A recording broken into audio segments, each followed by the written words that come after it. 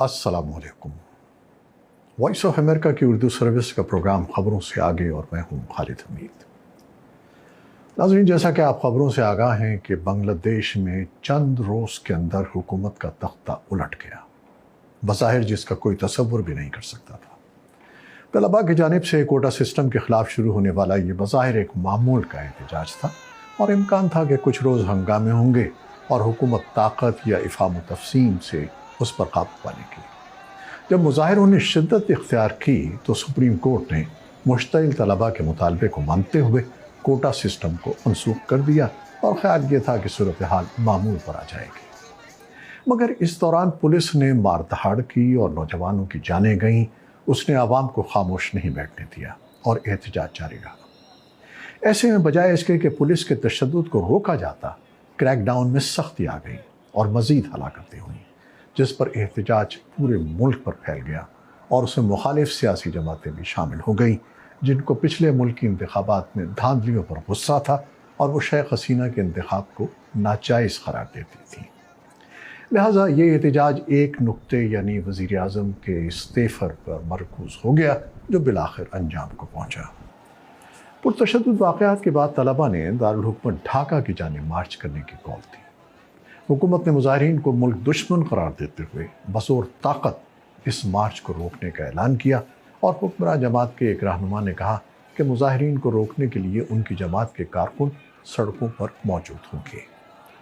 Curfew और आम तातील के ऐलानात और इंटरनेट की बंदिश के बावजूद ढाका के नवाही इलाकों से हज़ारों अफराद ने दारुल हुकूमत की जानिब मार्च किया। ढाका समेत मुल्क के मुख्तलिफ शहरों में बड़े मुजाहरे हुए।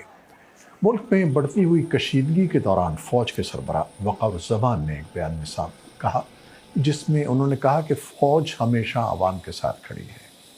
इसी दौरान ये इत्तलात सामने आई कि फ़ौज की मुदाखलत के बाद शेख हसीना ने वज़ारत उस्मा से इस्तीफ़ा दे दिया है और वो एक हेलीकॉप्टर में भारत रवाना हो गई। वज़ीर आज़म के इस्तीफ़े के बाद बांग्लादेश के आर्मी चीफ जनरल वक़ारुज़्ज़मान ने मुल्क में अबूरी हुकूमत कायम करने का ऐलान किया।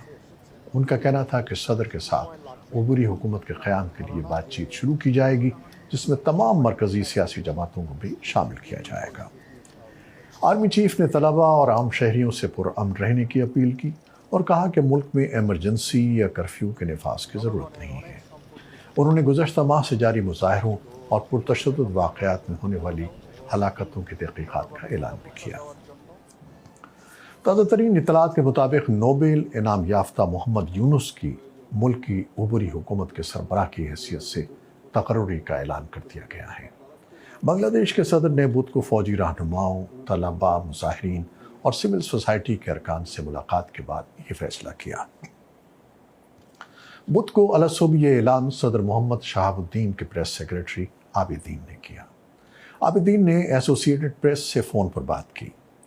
तलबा के एहतजाज के रहनुमाओं, मुल्क के तीनों अफवाज के सरबराहान और सिविल सोसाइटी के अरकान के साथ कुछ कारोबारी रहनुमाओं ने मंगल को सदर के साथ 5 घंटे से ज़्यादा देर तक मुलाकात में अबूरी इंतज़ामिया के सरबराह का फ़ैसला किया।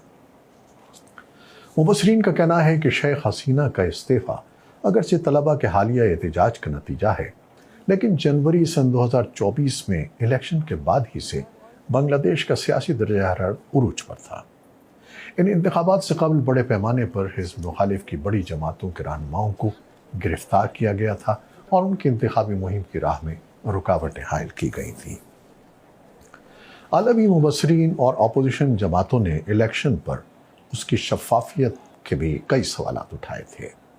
अपोजिशन जमातों ने इंतखाबी नताइज पर भी संगीन तहफ़्फ़ुज़ात का इज़हार किया था।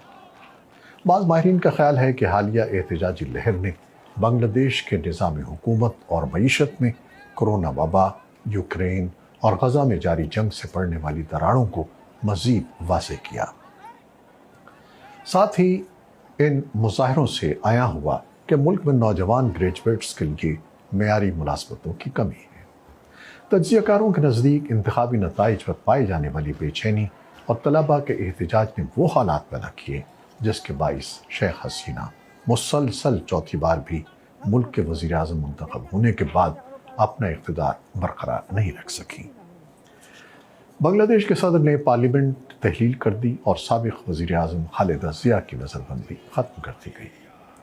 بنگلہ دیش کی فوج نے اعلیٰ عہدیداروں میں بڑے پیمانے پر تبدیلیاں اور تقرریاں کی ہیں، جبکہ ایک میجر جنرل کو سبکدوش کر دیا گیا ہے۔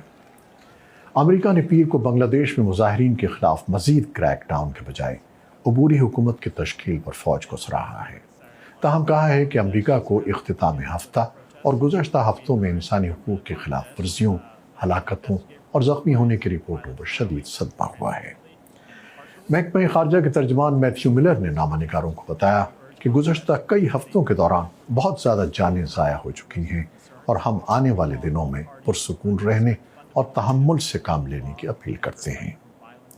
پاکستان نے بنگلہ دیش کے عوام کے ساتھ یکجہتی کا اظہار کرتے ہوئے کہا ہے کہ اسلام آباد بنگلہ دیش میں پرامن انداز اور تیزی کے ساتھ حالات معمول پر آنے کے لیے پرامید ہے۔ بعض تجزیہ کاروں کا کہنا ہے کہ بنگلہ دیش میں حکومت کی تبدیلی دنیا کے دیگر تمام ممالک کے لیے ایک پیغام ہے کہ عوام کی طاقت سے کوئی بھی حکومت گرائی جا سکتی ہے۔ بھارت کے سیاسی اور صحافتی حلقوں نے بنگلہ دیش کی موجودہ صورتحال پر اظہار تشویش کیا ہے۔ بھارتی وزیر خارجہ ایس جے شنکر نے کل جماعتی اجلاس میں بنگلہ دیش کی تازہ صورتحال سے تمام جماعتوں کو آگاہ کیا۔ بھارت نے بنگلہ دیش کی فوجی قیادت سے اپیل کی ہے کہ وہ ملک میں امن و امان بحال کرے۔ تو ناظرین، یہ ساری صورتحال آپ کے سامنے ہے۔ حالات کس کروٹ بیٹھتے ہیں، وقت ہی اس کا تعین کرے گا۔ آپ کے نزدیک کیا ہوگا اور کیا ہونا چاہیے؟ اپنی رائے سے آگاہ کیجیے گا۔ منتظر رہیں گے۔ خدا حافظ۔